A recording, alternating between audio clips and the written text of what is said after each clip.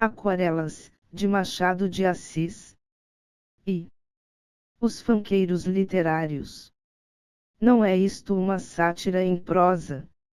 Esboço literário apanhado nas projeções sutis dos caracteres. Dou aqui apenas uma reprodução do tipo a que chamo em meu falar seco de prosador novato fanqueiro literário. A fancaria literária é a pior de todas as fancarias. É a obra grossa, por vezes mofada, que se acomoda à ondulação das espáduas do paciente freguês. Há de tudo nessa loja manufatora do talento, apesar da raridade da tela fina, e as vaidades sociais mais exigentes podem vazar-se, segundo as suas aspirações, em uma ode ou discurso parvamente retumbantes. A fancaria literária poderá perder pela elegância suspeita da roupa feita, mas nunca pela exiguidade dos gêneros. Tomando a tabuleta por base do silogismo comercial, é infalível chegar logo à proposição menor, que é a prateleira guapamente atacada a fazer cobiça às modéstias mais insuspeitas. É lindo comércio. Desde José Daniel, o apóstolo da classe, esse modo de vida tem alargado a sua esfera e, por mal de pecados, não promete ficar aqui. O fanqueiro literário é um tipo curioso. Falei em José Daniel. Conheceis esse vulto histórico? Era uma excelente organização que se prestava perfeitamente à autópsia. Adelo ambulante da inteligência, ia farto como um ovo, de feira em feira, trocar pela enzinhavrada moeda o pratinho enfesado de suas lucubrações literárias. Não se cultivava impunemente aquela amizade, o folheto esperava sempre os incautos, como a farsália hebdomadaria das bolsas mal avisadas. A audácia ia mais longe. Não contente de suas especulações pouco eiruças, levava o atrevimento a ponto de satirizar os próprios fregueses, como em uma obra em que embarcava, diz ele, os tolos de Lisboa, para uma certa ilha. A ilha era, nem mais nem menos, a algibeira do poeta. É positiva a aplicação. Os fanqueiros modernos não vão à feira, é um pudor. Mas que de compensações! Não se prepara hoje o folheto de aplicação moral contra os costumes. A vereda é outra, exploram-se as folhinhas e os pregões matrimoniais e as oudes deste natalício ou daqueles desposórios. Nos desposórios é então um perigo, os noivos tropeçam no intempestivo de uma rocha tarpeia antes mesmo de entrar no Capitólio. Desposório, natalício ou batizado, todos esses marcos da vida são pretextos de inspiração às muças fanqueiras. É um eterno Gênesis a referver por todas aquelas almas, recendentes de Zoarte. Entretanto, esta calamidade literária não é tão dura para uma parte da sociedade.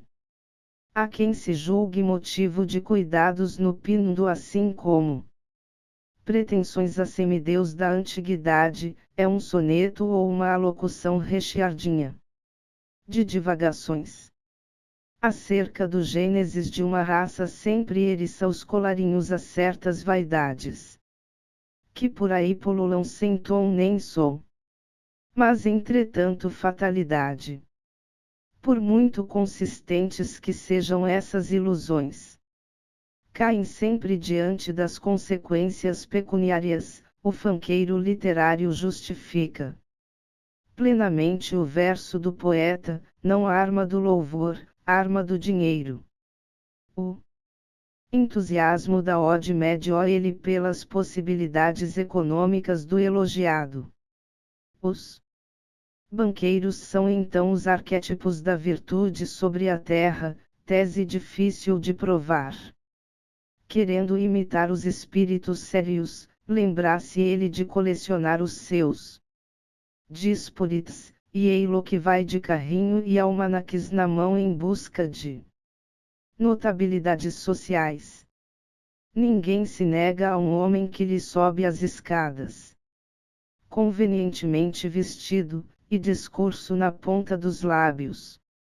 Chovem-lhe assim as assinaturas. O livrinho é prontificado e sai a lume. A teoria do embarcamento dos tolos é então posta em execução, os nomes das vítimas subscritoras vêm sempre em ar de escárnio no pelourinho de uma lista epílogo. É sobre queda, coice. Mas tudo isso é causado pela falta sensível de uma inquisição literária. Que espetáculo não seria ver evaporar-se em uma fogueira inquisitorial tanto ópio encadernado que por aí anda enchendo as livrarias. Acontece com o talento o mesmo que acontece com as estrelas. O poeta canta, endeusa, namora esses pregos de diamante do dossel azul que nos cerca o planeta, mas lá vem o astrônomo que diz muito friamente: nada. Isto que parece flores debruçadas em mar anilado, ou anjos esquecidos no transparente de uma camada etérea, são simples globos luminosos e parecem-se tanto com flores, como vinho com água. Até aqui as massas tinham o talento como uma faculdade caprichosa, operando ao impulso da inspiração, santa sobretudo em todo o seu poder moral. Mas cá espera o fanqueiro. Nada. O talento é uma simples máquina em que não falta o menor parafuso, e que se move ao impulso de uma válvula onipotente. É de desesperar de todas as ilusões. Em Paris, onde esta classe é numerosa, há uma especialidade que ataca o teatro. Reúnem-se meia dúzia em um café e aí vão eles de colaboração alinhavar o seu vaudeville cotidiano. A esses milagres de faculdade produtiva se devem tantas banalidades que por lá rolam no meio de tanto e tão fino espírito. Aqui o fanqueiro não tem por ora lugar certo. Divaga como a abelha de flor em busca de seu mel e quase sempre, mal ou bem, vai tirando suculento resultado. Conhece-se o fanqueiro literário entre muitas cabeças pela extrema cortesia. É um tique. Não há homem de cabeça mais móvel, e espinha dorsal mais flexível. Cumprimentar para ele é um preceito eterno, e ei-lo que o faz à direita e à esquerda, e, coisa natural, sempre lhe cai um freguês nessas cortesias. O fanqueiro literário tem em si o termômetro das suas alterações financeiras, é elegância das roupas. Ele vive e trabalha para comer bem e ostentar.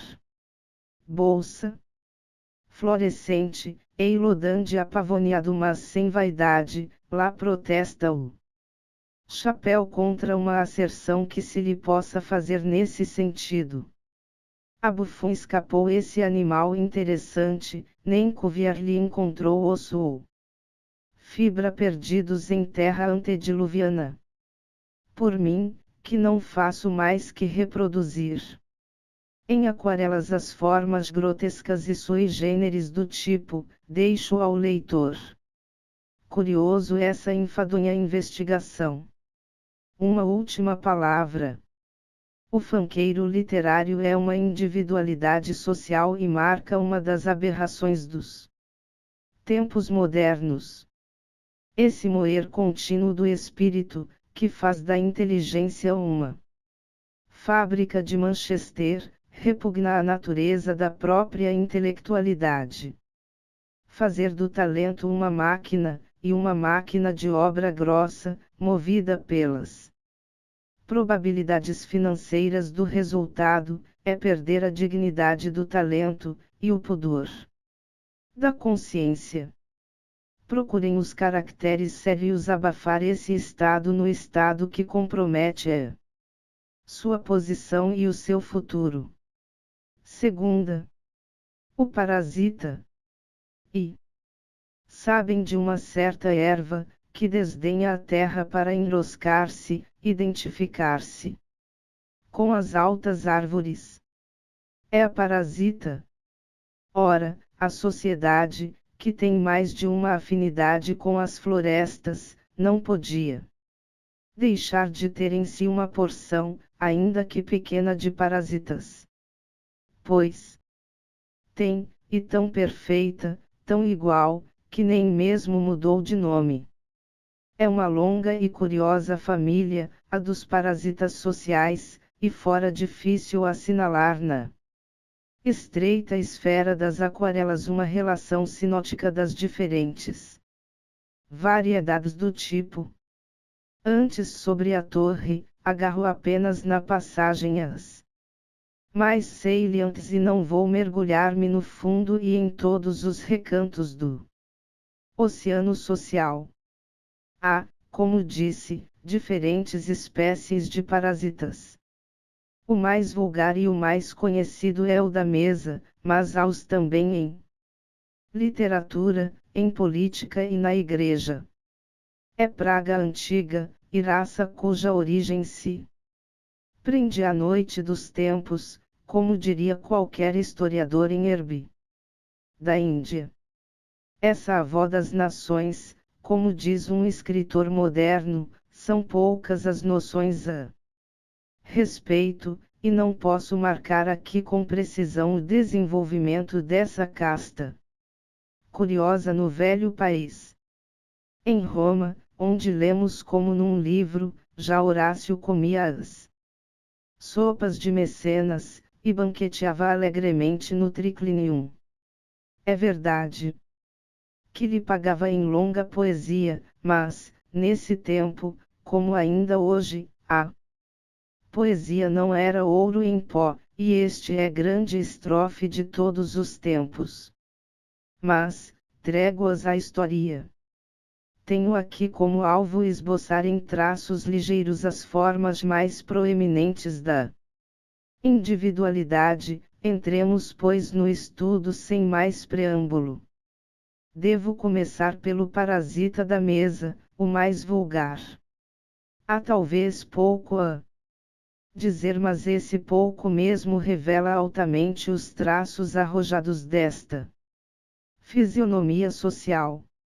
Debalde se procuraria conhecer as regiões mais adaptadas à economia vital deste animal perigoso, inútil. Ele vive por toda parte em que há ambiente de porco assado.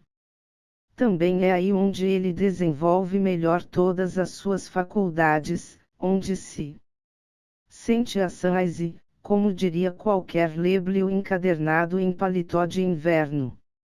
Perfeito parasita deve ser perfeito gastrônomo, mesmo quando não goze esta faculdade por vocação do berço, é um resultado da prática. Pela razão de que o uso do cachimbo faz a boca torta. Assim, o parasita jubilado, o bom parasita, está muito acima dos outros animais. Olfato delicado, adivinha a 2 léguas de distância a qualidade de um bom prato. Paladar suscetível, sabe absorver com todas as regras de arte e não educa-o. Seu estômago como qualquer aldeão. E como não ser assim, se ele não tem outro cuidado nesta vida? E se os limites da mesa redonda são os horizontes das suas aspirações? É curioso vê-lo na mesa, mas não menos curioso é vê-lo nas horas que precedem as sessões gastronômicas. Entra em uma casa ou por costume ou per accidens. O que aqui quer dizer intenção formada com todas as circunstâncias agravantes da premeditação e superioridade das armas. Mas suponhamos que vai a uma casa por costume. Ei-lo que entra, riso nos lábios, chapéu na mão, o vácuo no estômago. O dono da casa, a quem já fatiga aquela visita diária, sauda-o constrangido e com um riso amarelo. Mas isso não é decepção, tampouco não desarma um bravo daquela ordem. Senta-se e começa a relatar notícias do dia, entremeadas de algumas da própria lavra, e curiosas a atrair a feição vacilante do hóspede. Daqui um criado que vem dar o sinal de combate. É o alvo a que visava o alarme. E ei-lo que vai imediatamente pagar-se de uma tarefa de almanaque, tão custosamente exercida. Se porém ele entra per accidens, não é menos curiosa a cena. Começa por um pretexto que deve lisonjear as pessoas da casa conforme os seus fracos. Assim, se há aí um autor dramático, o pretexto é dar um parabéns sobre a última peça representada dias antes. Sobre este molde, tudo o mais. Se às vezes não há um pretexto sério, não trepida ainda o parasita, há sempre um de lado, como substantivo, saber da saúde do amigo. Mas, entra ele, dado o pretexto, senta-se e começa a desenrolar toda a retórica que pode inspirar um estômago vazio, um Jeremias interno. Segue-se depois, pouco mais ou menos, a mesma cena. No fim está sempre como orla de horizonte.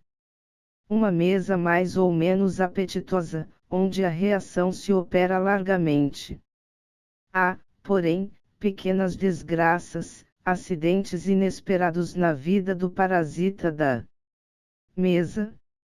Entra ele em uma casa onde espera almoçar folgado, faz as primeiras saudações e vai corar a pílula ao seu caro hóspede.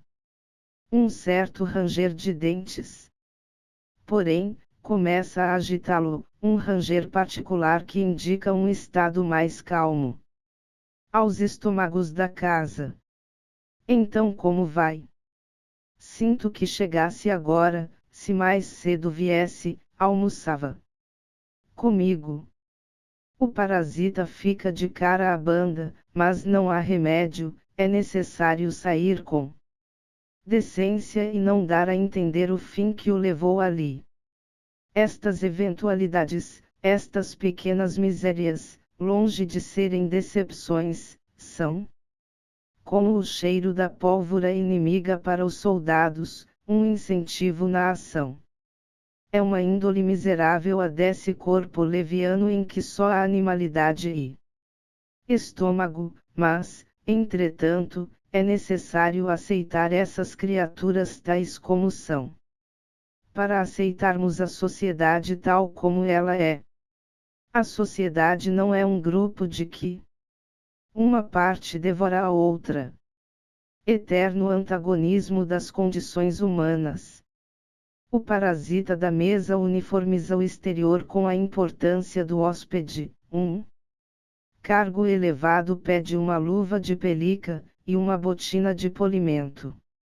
À mesa não há ninguém mais atencioso, e como um conviva alegre, aduba-os guisados com punhados de sal mais ou menos saborosos. É uma retribuição razoável dar de comer ao espírito de quem dá de comer ao corpo. Aqui não há desaire, há uma troca recíproca que prova que o parasita tem suscetibilidades em alto grau. Estes traços, mais ou menos exatos, mais ou menos distintos, dão aqui uma pequena ideia do parasita da mesa, mas esta variedade do tipo é absorvida por outras de uma importância mais alta. Aqui é o parasita do corpo, os outros são os do espírito e da consciência, aqui são os epicuristas à custa alheia, os outros são as nulidades intelectuais que se agarram à primeira tela de propriedades suculentas que lhe vai ao encontro.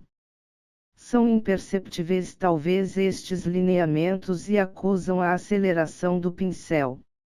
Passemos às outras variedades do tipo onde achamos formas mais amplas e proeminências mais distintas.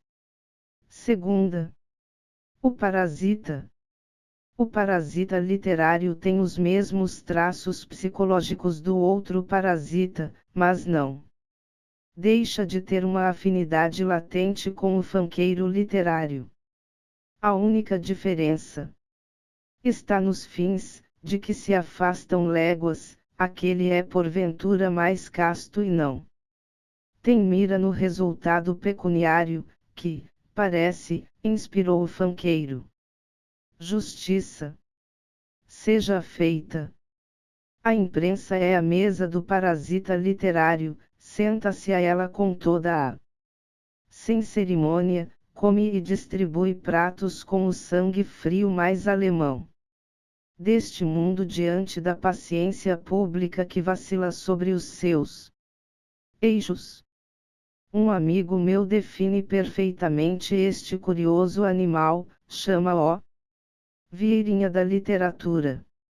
Vieirinha, lembro ao leitor, é aquele personagem que todos têm visto em um drama nosso. De feito, este parasita é um Vieirinha sem tirar nem pôr, cortesão das letras. Cerca-as de cuidados, sem alcançar o menor favor das moças. Segue-as por toda a parte, mas sem poder tocá-las. Só não sobe ao monte sagrado, porque é uma excursão difícil, e só dada a pés mais de ferro. E a vontades mais sérias. Ali, ficam eles nas fraldas, soltando uma orquestra de gemidos, até que o velho cavalo os vem despedir com uma amabilidade de patas sofrivelmente acerba. Um coice é sempre uma resposta às suas súplicas. Represália no caso. Eterna lei das compensações. Entre nós o parasita literário é uma individualidade que se encontra a cada canto. É fácil verificá-lo. Pegais em um jornal, o que vedes de mais saliente. Uma fila de parasitas que deitam sobre aquela mesa intelectual um chuveiro de prosa ou verso, sem dizer água vai. Verificai-o. O jornal aqui não é propriedade, nem da redação nem do público, mas do parasita. Tem também o livro, mas o jornal é mais fácil de contê-los. Às vezes o parasita associa-se e cria um jornal próprio.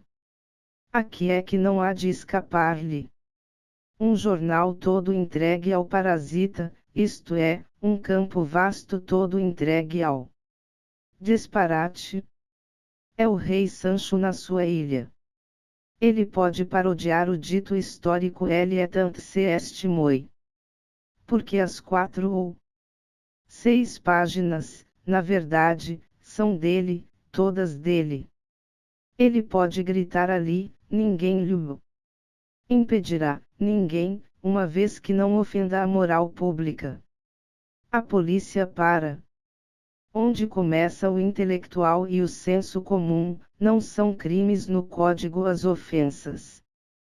A esses dois elementos da sociedade constituída.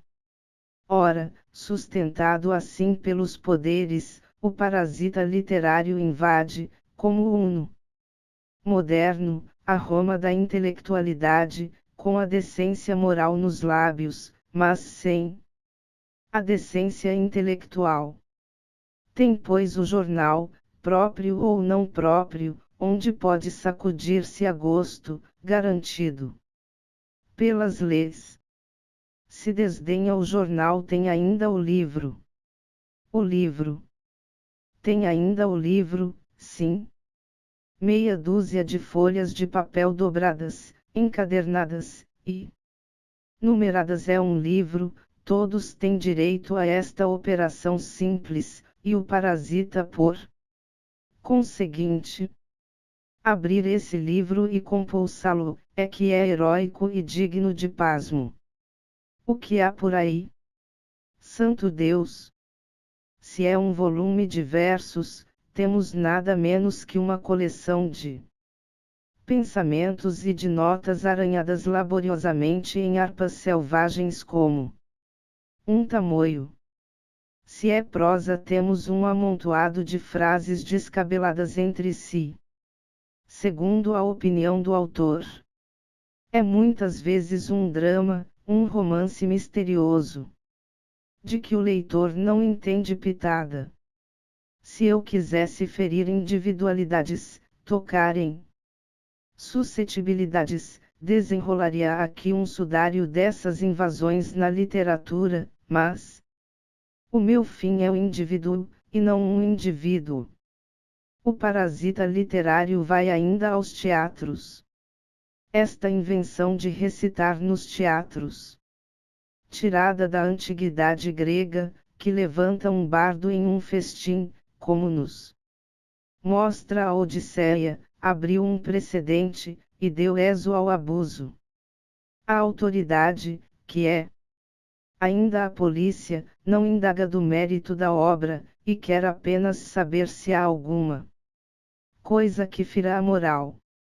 Se não, pode invadir a paciência pública. Todos os leitores estão de posse deste traço do parasita literário. As salas dos nossos teatros têm repercutido imensas vezes com esses arranhamentos de lira.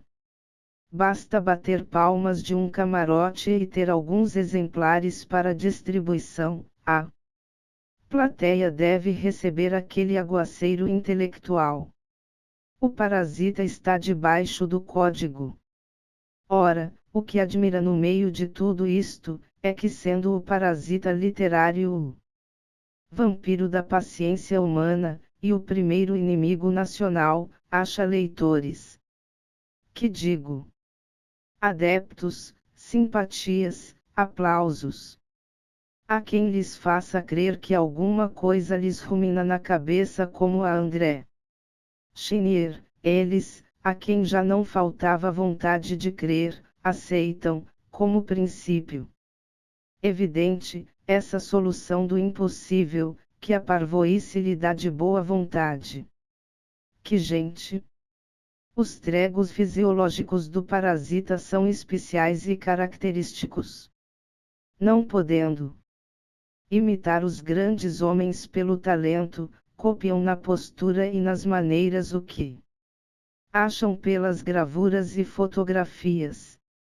Assumem um certo ar pedantesco, tomam um timbre dogmático nas palavras, e, ao contrário do fanqueiro, que tenha espinha dorsal mole e flexível, ele não se curva nem se torce. A vaidade é o seu espartilho. Mas, por compensação, há a modéstia nas palavras ou certo abatimento, que faz lembrar esse ninguém elogiado da comédia. Mas ainda assim vem a afetação. O parasita é o primeiro que está cônscio de que é alguma coisa, apesar da sinceridade com que procura pôr-se abaixo de zero. Pobre gente! Podiam ser homens de bem, fazer alguma coisa para a sociedade, honrar a musa nacional, contendo-se na sua esfera própria, mas nada, saem uma noite da sua nulidade e vão por aí matando a ferro frio. é que tem o Evangelho diante dos olhos. Bem-aventurados os pobres de espírito. O parasita ramifica-se e enrosca-se ainda por todas as vértebras da sociedade. Entra na igreja, na política e na diplomacia, alai-vos dele por toda a parte. Na igreja, sob o pretexto do dogma, estabelece a especulação contra a piedade dos incautos, e das turbas. Transforma o altar em balcão e a âmbula em balança. Regala-se à custa de crenças e superstições, de dogmas ou preconceitos. E lá vai passando uma vida de rosas. A história é uma larga tela dessas torpezas cometidas à sombra do culto. O parasita da igreja, toda a Idade Média o viu, transformado em papa, vendeu as absolvições, mercadejou as concessões, lavrou as bíblas. Mediante o ouro, aplanou as dificuldades do matrimônio quando existiam, depois levantou a abstinência alimentar, quando o crente lhe dava em troca uma bolsa. É um desmoronamento social. O parasita teve uma famosa ideia em embrenhar-se pela igreja. A dignidade sacerdotal é uma capa magnífica para a estupidez, que toma o altar como um canal de absorver ouro e regalias. Assim colocado no centro da sociedade, desmoraliza a igreja, polui a fé, rasga as crenças do povo. Entra, todos o consentem, no centro das famílias, sem haver sacudido o pó das torpezas que lhe nodoa as sandálias. Dominou imoralmente as massas, os espíritos fracos, as consciências virgens. Esta transformação do parasita não tende por ora a desaparecer, a fogueira de J. Ras não queimou só o grande apóstolo, devorou também o vestíbulo desse edifício de miséria levantado por uma turba de parasitas, parasita da fé, da moralidade e do futuro. Em política, galga, não sei como, as escadas do poder, tomando uma opinião ao grado das circunstâncias, deixando-a ao paladar das situações, como uma verdadeira maromba de arlequim.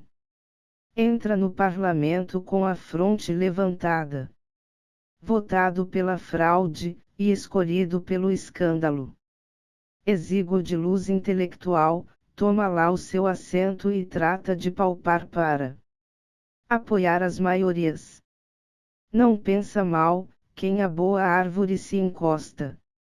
Alguns sobem assim, e todos os povos têm sentido mais ou menos o peso do domínio desses boêmios de ontem.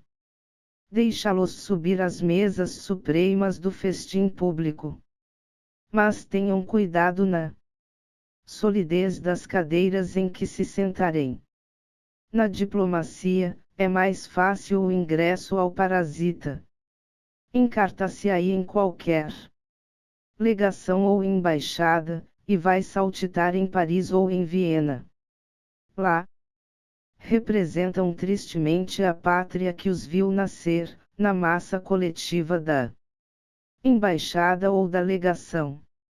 O que faz de melhor, esse parvenu sem gosto, é brilhar na arte das roupas, como corifeu da moda que é.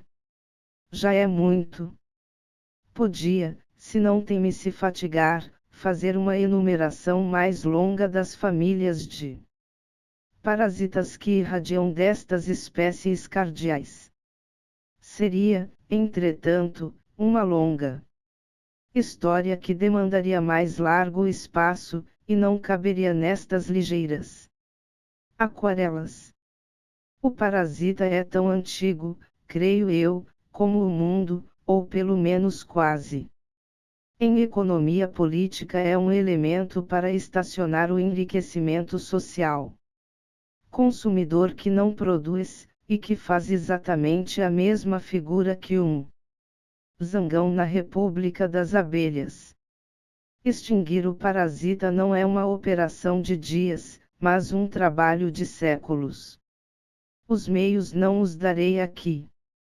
Reproduzo, não moralizo. Terceira. O empregado público aposentado. Os egípcios inventaram a múmia para conservarem o cadáver através dos séculos. Assim a matéria não desapareceria na morte, triunfava dela, do que temos alguns exemplos ainda. Mas não existiu só lá esse fato. O empregado público não se aniquila de todo na aposentadoria, vai além, sob uma forma curiosa, antediluviana, indefinível, o que chamamos empregado público aposentado.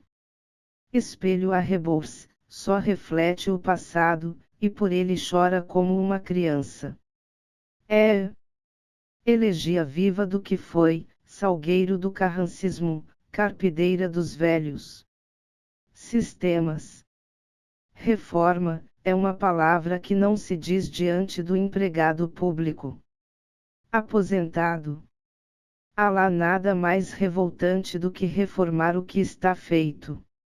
Abolir o método. Desmoronar a ordem.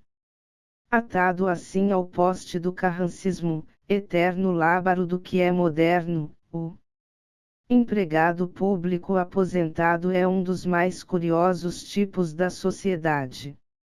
Representa o lado cômico das forças retroativas que equilibram os avanços da civilização nos povos. É o tipo que hoje trago à minha tela. São variáveis o caráter e a feição desta individualidade, mas eu procurarei dar-lhe os traços mais finos, os mais vivos.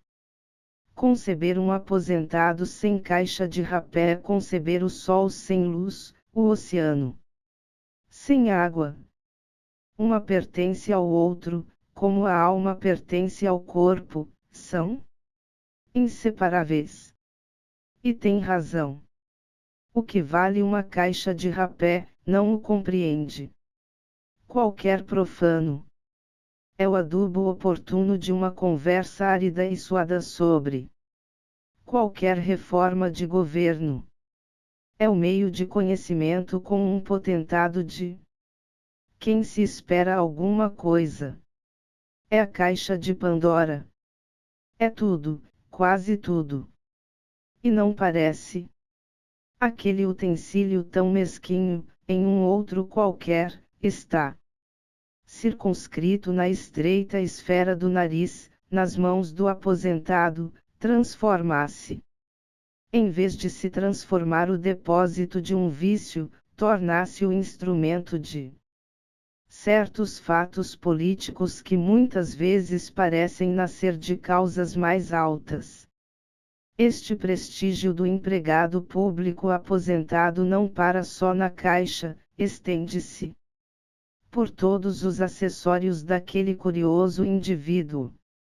Na gravata, na presilha, na bengala, há certo ar, uma nuance especial, que não está ao alcance de qualquer ou natureza, ou estudo. A aposentadoria traz ao empregado público esses dotes como um presente de núpcias. Ora, apesar deste metódico das formas, não estão limitadas aí as vistas do aposentado. Há naquele cérebro alguma finura para se não entregar exclusivamente a essas ninharias. E a política?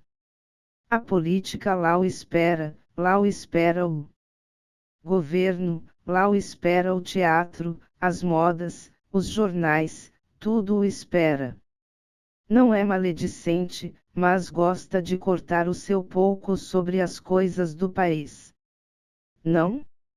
É um vício, é uma virtude cívica, o patriotismo. O governo, não importa a sua cor política, é sempre o bode expiatório das Doutrinas retrógradas do empregado público aposentado. Tudo quanto tende ao desequilíbrio das velhas usanças é um crime para esse viúvo da secretária. Arqueólogo dos costumes, antiga vítima do ponto, que não compreende que haja nada além das raias de uma existência oficial. Todos os progressos do país estão ainda debaixo da língua fulminante deste cometa social. Estradas de ferro. É uma loucura do modernismo. Pois não. Bastavam os meios clássicos de transporte que até aqui punham em comunicação localidades afastadas. Estradas de ferro. Desta sorte, todas as instituições que respiram revolução na ordem estabelecida das coisas podem contar com um contra do empregado público aposentado. Este meio mesmo de retratar a pena, como faço atualmente, revoltaria o ponto espírito tradicional da grande múmia do passado. Uma inovação de mau gosto, dirá ele. É verdade, não representa apenas a superfície da epiderme. Vai às camadas mais íntimas da matéria organizada. O empregado público aposentado poderá deixar de comer, mas lá perder um jornal, lá perder um jubileu político ou sessão do parlamento, é tarefa que não lhe está nas forças. O jornal é lido, analisado com toda a finura de espírito de que ele é capaz. Devora-o todo, anúncios e leilões, e se não vai ao folhetim, é porque o folhetim é frutinha do nosso tempo. No parlamento, é um espectador sério e atencioso, com a cabeça enterrada nas paredes mestras de uma gravata colossal, ouve com toda a atenção, até os menores apartes, vê os pequenos movimentos, como profundo investigador das coisas políticas. Ao sair dali, o primeiro amigo que encontra tem de levar um aguaceiro de palavras e invectivas contra a marcha dos negócios mais interessantes do país. De ordinário, o aposentado é compadre ou amigo dos ministros, apesar das invectivas, e então ninguém recheia as pastas de mais memoriais e pedidos. Emprega os parentes e os camaradas, quando os emprega, depois de uma longa enfiada de rogativas importunas. É sempre assim. No sarau, o empregado público aposentado é pouco cortês com as damas, vai procurar emoções nas alternativas de um lindo baralho de cartas. Mas para não faltar ao programa, lá vi taxando de imoral aquele divertimento que tanto dinheiro absorve, fica-lhe a consciência. Onde poderemos encontrar ainda o aposentado? Ele vai por toda a parte onde é lícito rir e discutir sem ofensa pública. O leitor conhece de certo a individualidade de que lhe falo, é muito vulgar entre nós, e de qualidades tão especiais que a denunciam entre mil cabeças. Que lhe acha? Quanto a mim, é inofensiva como um cordeiro. Deixem-no mirar-se no espelho dos velhos usos, falar em política, discutir os governos, não faz mal. Em uma comédia do nosso teatro, há uma reprodução deste tipo, o Senhor Custódio, do verso e reverso. Mirem-se ali, e verão que, apesar do estreito círculo em que se move, faz pálidos e mirrados estes ligeiros e mal distintos lineamentos. Quarta. O folhetinista. Uma das plantas europeias que dificilmente se tem aclimatado entre nós, é o folhetinista. se é defeito de suas propriedades orgânicas, ou da incompatibilidade do clima. Não o sei eu. Enuncio apenas a verdade. Entretanto, eu disse dificilmente o que supõe algum caso de aclimatação séria. O que não estiver contido nesta exceção, veja ao leitor que nasceu enfesado e mesquinho de formas. O folhetinista é originário da França, onde nasceu, e onde vive a seu gosto, como em cama no inverno. De lá espalhou-se pelo mundo, ou pelo menos por onde maiores proporções tomava o grande veículo do espírito moderno, falo do jornal. Espalhado pelo mundo, o folhetinista tratou de acomodar a economia vital de sua organização às conveniências das atmosferas locais. Se o tem conseguido por toda a parte, não é meu fim estudá-lo, cinjo-me ao nosso círculo apenas. Mas comecemos por definir a nova entidade literária. O folhetim, disse eu em outra parte, e debaixo de outro pseudônimo, o folhetim. Nasceu do jornal, o folhetinista por consequência do jornalista. Esta íntima afinidade é que desenha as saliências fisionômicas na moderna criação.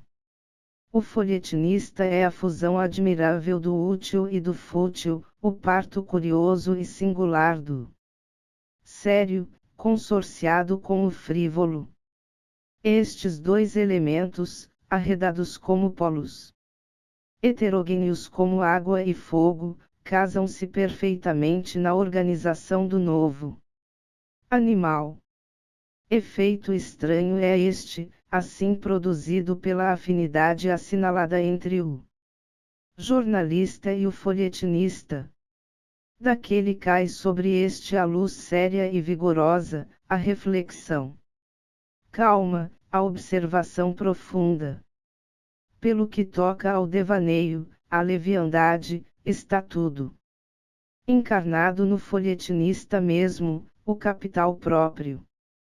O folhetinista, na sociedade, ocupa o lugar de colibri na esfera vegetal, salta, esvoaça, brinca, trêmula, paira e espaneja-se sobre todos os caules suculentos, sobre todas as seivas vigorosas. Todo o mundo lhe pertence, até mesmo a política. Assim aquinhoado pode dizer-se que não há entidade mais feliz neste mundo, exceções feitas. Tem a sociedade diante de sua pena, o público para lê-lo, os ociosos para admirá-lo, e a basbleus para aplaudi-lo. Todos o amam, todos o admiram, porque todos têm interesse de estar de bem com esse arauto amável que levanta nas lojas do jornal a sua aclamação de hebdomadário. Entretanto, apesar dessa atenção pública, apesar de todas as vantagens de sua posição, nem todos os dias são tecidos de ouro para os folhetinistas. Aos negros, com fios de bronze, à testa deles está o dia, adivinhem. O dia de escrever. Não parece? Pois é verdade puríssima. Passam-se séculos nas horas que o folhetinista gasta à mesa a construir a sua obra. Não é nada, é o cálculo e o dever que vem pedir da abstração e da liberdade. Um folhetim. Ora, quando a matéria e o espírito está disposto, a coisa passa-se bem. Mas quando, a falta de assunto se une àquela morbidez moral, que se pode definir por um amor alfarniente, então é um suplício. Um suplício, sim. Os olhos negros que saboreiam essas páginas coruscantes de lirismo e de imagens, mal sabem às vezes o que custa escrevê-las. Para alguns não procede este argumento, porque para alguns há provimento de matéria, certos livros a explorar, certos colegas a empobrecer. Esta espécie é uma aberração do verdadeiro folhetinista, exceções desmoralizadoras que nodoam as reputações legítimas. Escritas, porém, as suas tiras de convenção, a primeira hora depois é consagrada ao prazer de desforrar-se de uma maçada que passou. Naquela noite é fácil encontrá-lo no primeiro teatro ou baile aparecido. A túnica de Nessus caiu-lhe dos ombros por 7 dias. Como quase todas as coisas deste mundo, o folhetinista degenera também. Algumas das entidades que possuem essa capa, esquecem-se de que o folhetim é um confeito literário sem horizontes vastos, para fazer dele um canal de incenso.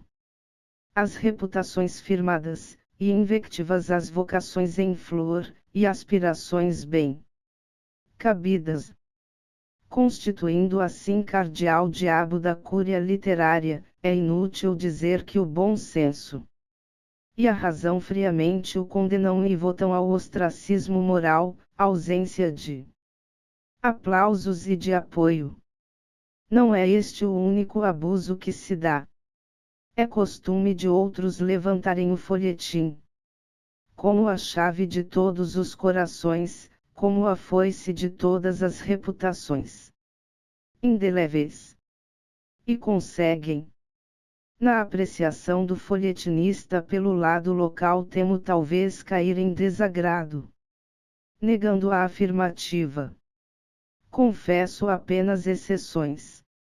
Em geral o folhetinista aqui é todo parisiense, torce-se a um estilo estranho, e esquece-se, nas suas divagações sobre o Boulevard e Café Tortoni, de que está sobre um maquiada lamacento e com uma grossa tenda lírica no meio de um deserto. Alguns vão até Paris estudar a parte fisiológica dos colegas de lá, é inútil dizer que degeneraram no físico como no moral. Força é dizê-lo, a cor nacional, em raríssimas exceções, tem tomado o folhetinista. Entre nós, escrever folhetim e ficar brasileiro é na verdade difícil. Entretanto, como todas as dificuldades se aplanam, ele podia bem tomar mais cor local, mais feição americana. Faria assim menos mal à independência do espírito nacional, tão preso a essas imitações, a esses arremedos, a esse suicídio de originalidade e iniciativa. Aquarelas. Texto-fonte. Obra completa, Machado de Assis. Rio de Janeiro, Nova Aguilar, V3ª, 1994. Publicado originalmente em O Espelho, Rio de Janeiro, 11 e 18/099, 16 e 30 de outubro de 1859.